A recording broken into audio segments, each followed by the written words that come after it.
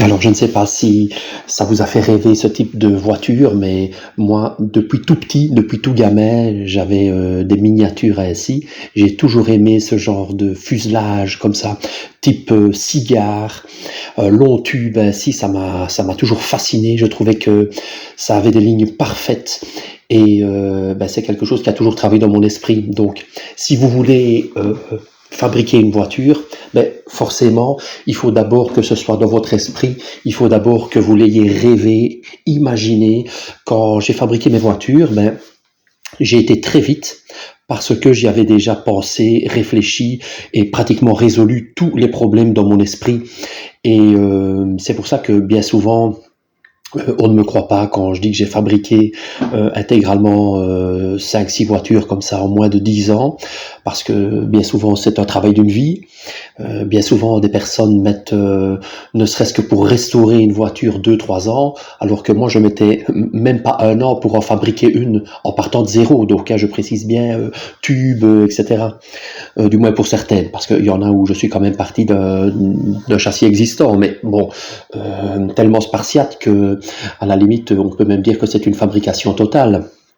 Et je trouve que beaucoup de gens aujourd'hui ne se rendent pas compte du travail colossal que c'est que de fabriquer une voiture. Quand en plus vous dites que vous avez fait ça en 10 mois, 11 mois, à la limite on n'est pas crédible. Donc c'est pour ça que je vais montrer ici comment faire. Si vous voulez vous lancer, vous n'avez qu'à marcher sur mes pas. C'est facile. Moi, j'étais un novice. Je rappelle que moi, quand j'ai fabriqué mes voitures, je ne suis pas carrossier, je suis pas tôlier, je suis pas mécanicien. J'ai aucune connaissance en rien.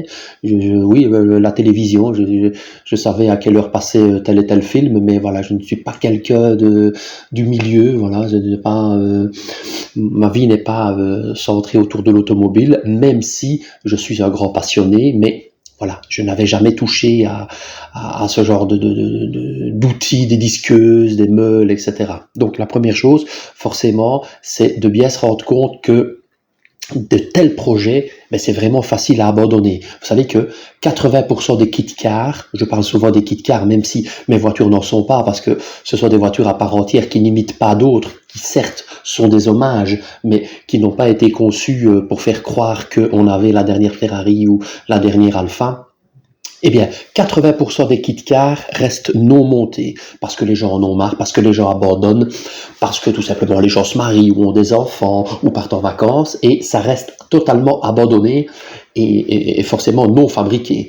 Énormément de restaurations, je regarde les petites annonces depuis plus de 30 ans, énormément de restaurations finissent dans des caisses, dans des boîtes, parce que les gens ont eu certes la motivation, mais à un moment n'ont pas eu le courage ou n'ont pas eu la capacité. C'est-à-dire que à un moment, quand vous allez vous lancer, il faut être sûr d'arriver au bout. Ou alors vous faites comme moi, vous investissez très peu. C'est ce qui m'a valu certaines critiques quand j'avais utilisé pour ma première voiture un trait avant de coccinelle ou un trait arrière de cox. Ah ouais, on dit oui, mais ouais, c'est bête, c'est une cox. Oui, peut-être, mais en attendant, j'y suis arrivé. Vous savez, quand on se tracasse trop pour des détails, on n'y arrive pas. Parce que, oui, mais je cherche un moteur tel pour mettre sur ma voiture. Non, non, c'est pas comme ça qu'il faut faire. Les gens, en fait, se trompent totalement. J'ai lu énormément de forums où les gens prennent le problème à l'envers et à la limite, ils se moquaient de moi, soi-disant parce que j'étais un novice, que je n'y connaissais rien, alors que c'est moi qui avais la bonne méthode, puisqu'au final, c'est moi qui l'ai prouvé, vu qu'au bout de 10 ans, j'ai déterminé qu'il était possible de construire facilement 5 voitures. La toute première chose à faire quand vous faites une voiture, c'est les jantes.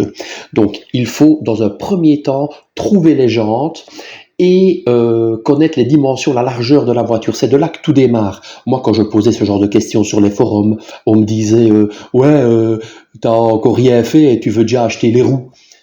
Voilà, c'est bien la preuve que les gens ne s'y connaissent absolument pas. Forcément qu'il faut acheter les roues. C'est les roues qu'on doit acheter en premier parce que c'est à partir de là qu'on fait ses contours de roues, qu'on fait ses ailes, ou dans le cas de celle-ci, c'est à partir de là qu'on connaît la hauteur de la voiture, l'écrasement des amortisseurs.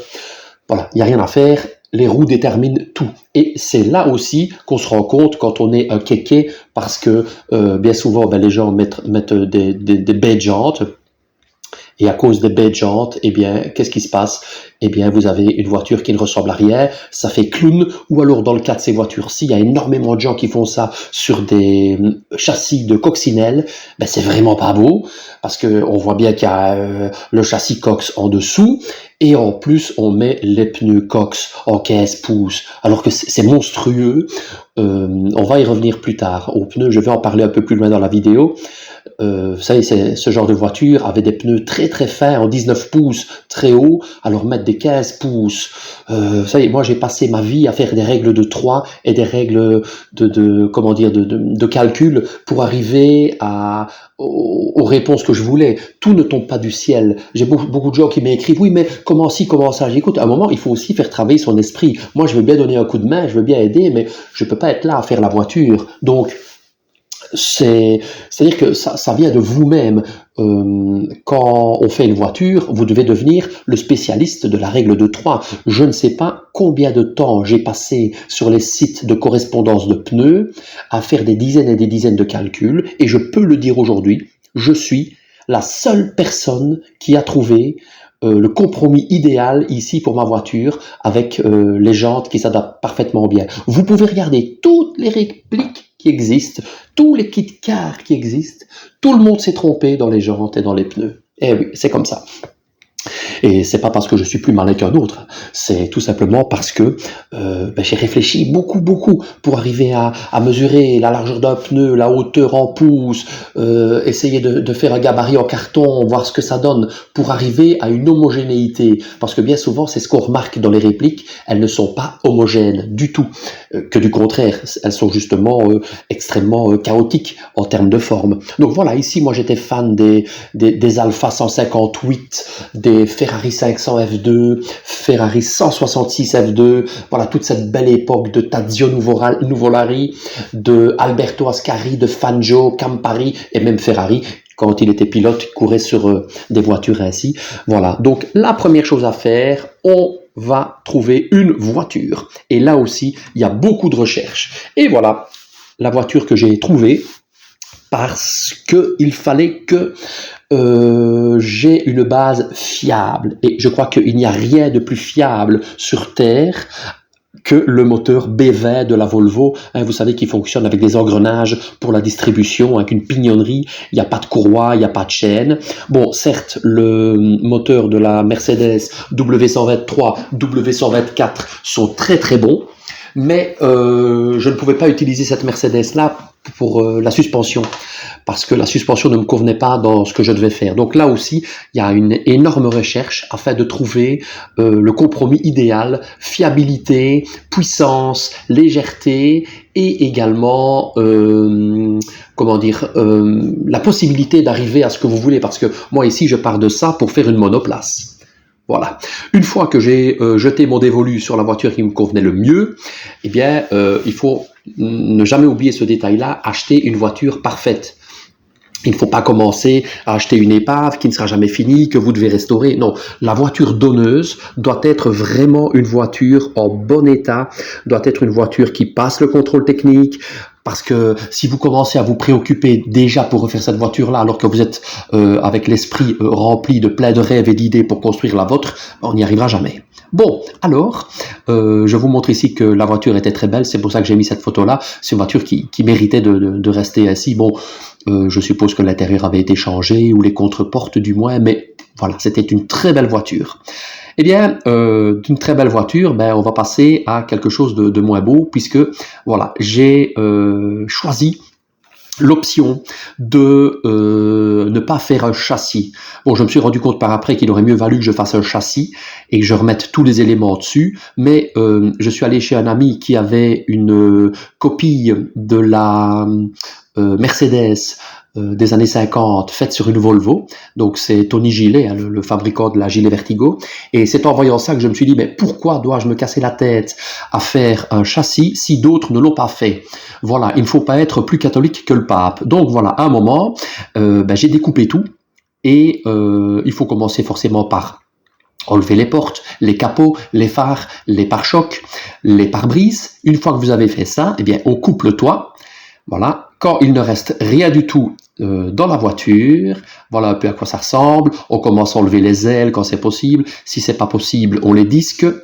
Et voilà, malheureusement, on se retrouve pendant un petit moment dans cet état-là chez soi. Donc ça fait un peu démolisseur, mais bon, le temps de trouver une personne à qui je pouvais offrir tout ça, parce que je ne vends jamais les pièces des voitures que je fabrique. Question de karma.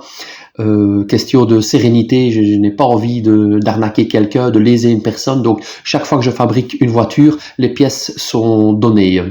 Voilà, donc ici j'ai fait la photo pour que vous vous rendiez compte de tout ce qu'on enlève d'un véhicule. Voilà, on voit aussi là-bas. Voilà, alors ici petite photo du volant, parce que cette fois-ci je m'étais dit je vais fabriquer également le volant. Bon, certes ça aurait été plus facile que je l'achète, mais j'avais envie de faire ce challenge. Donc ici j'ai fait découper juste un disque au laser parce que c'était plus facile et j'ai fabriqué la partie centrale. Ensuite j'ai acheté du bois que j'ai travaillé à la râpe, puis à la lime, puis au papier très fin et verni pour arriver au volant que vous verrez plus tard.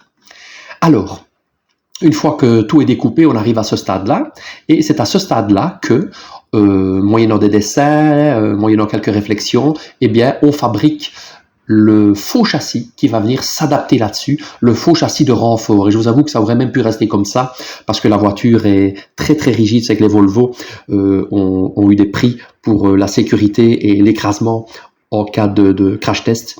Donc, mais bon, j'avais quand même envie de faire un faux châssis autour par question de sécurité. Voilà, donc ici je commence mon travail. Donc il y a, on peut voir l'ampleur. Hein, donc j'ai cintré des tubes. Voilà. Si vous n'avez pas de machine comme moi, vous faites des légers traits à la disqueuse que vous ressoudez par après. Ici on est déjà pratiquement dans la forme de la monoplace. Voilà.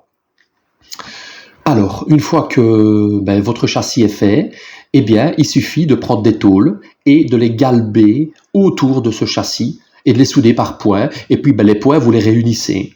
Voilà ici quelques photos où vous allez voir le travail. Tiens, ici, je m'aperçois que je corrigeais même le dessous du siège avec du mastic. Donc, c'est-à-dire qu'il y avait certainement des petits défauts et c'est un endroit qui n'allait pas se voir, mais j'ai quand même corrigé par souci de perfection le dessous.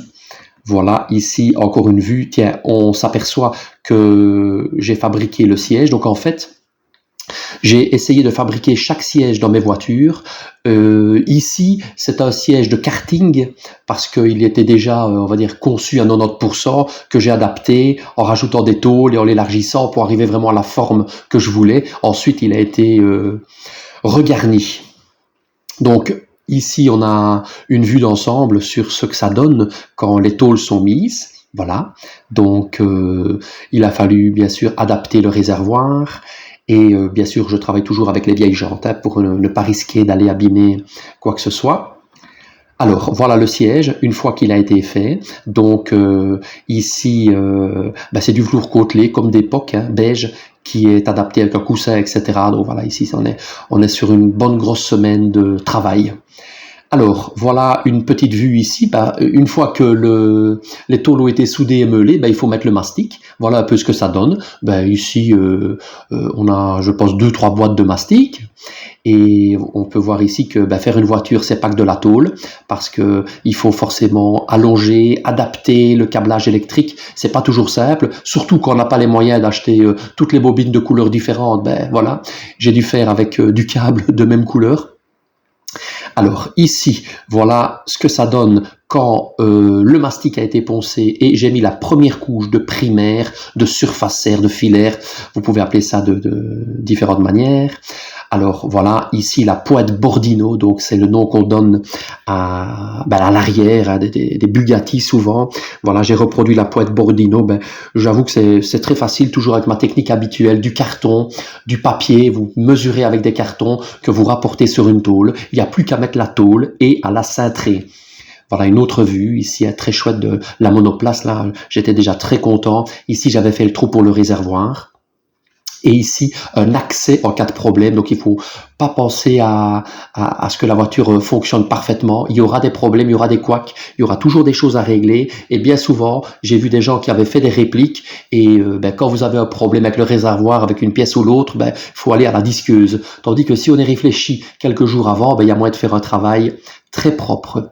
Alors, ici, j'ai fait une vue pour montrer le moteur, parce que bien souvent, encore une fois, quand j'ai vu des répliques, c'était vraiment la catastrophe. Quand vous regardez l'intérieur des sièges, des portes, le moteur, c'est vraiment du n'importe quoi, avec des vis à bois, enfin les gens travaillent n'importe comment. Moi ici, j'ai essayé de pousser le détail très très loin.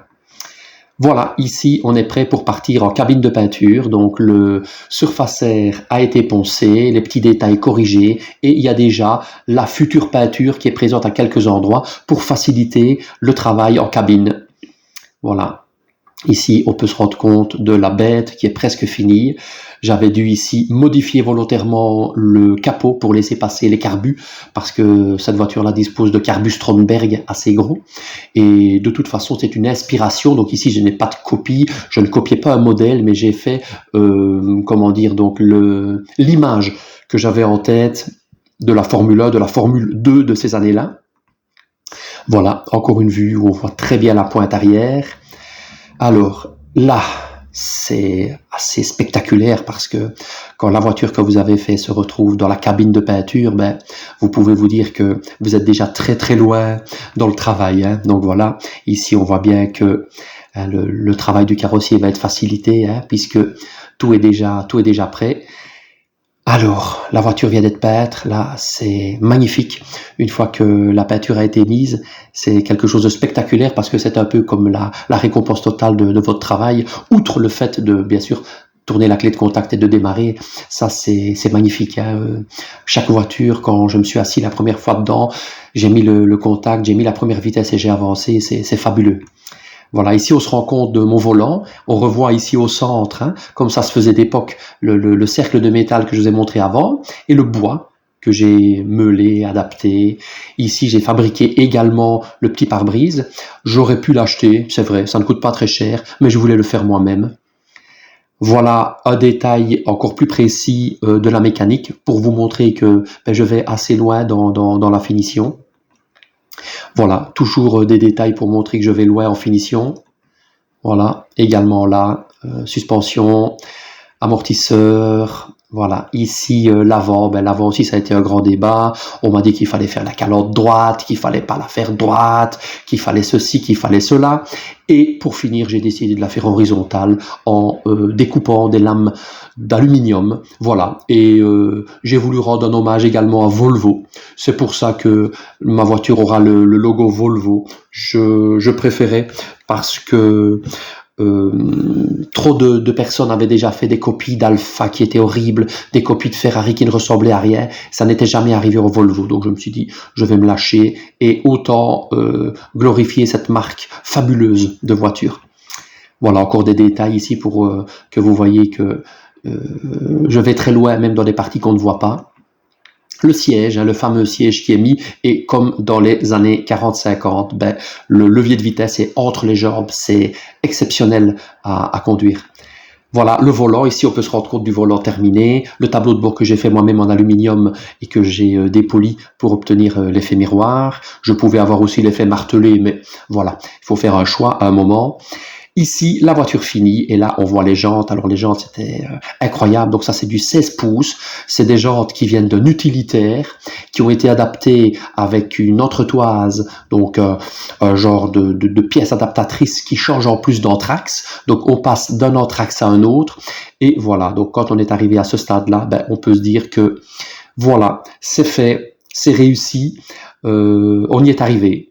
C'est super quoi, parce que les rêves deviennent réalité et c'est surtout quand on y croit, parce que si vous vous mettez une idée en tête, il y a moyen un jour de la réaliser. Mais si vous n'avez pas d'idée en tête, forcément que vous resterez dans votre zone de confort et il ne se passera jamais rien. Voilà, il faut sortir de sa zone de confort pour que de telles choses arrivent. Voilà la photo que je trouve la plus spectaculaire parce que voilà, il faut évidemment l'habillage d'époque quand on roule avec de telles voitures et vu qu'il n'y a pas de grand pare-brise complet, voilà, c'est grâce à ça que on ne mange pas des mouches et que on ne se retrouve pas avec des problèmes suite à un rhume ou, ou autre maladie due au vent et aux microbes. Voilà, donc j'avais la belle écharpe sur le visage en permanence et les lunettes qui me donnaient une visibilité parfaite. Voilà, voilà. J'espère que ça vous a aidé et pour toute question, je suis là. Merci à vous.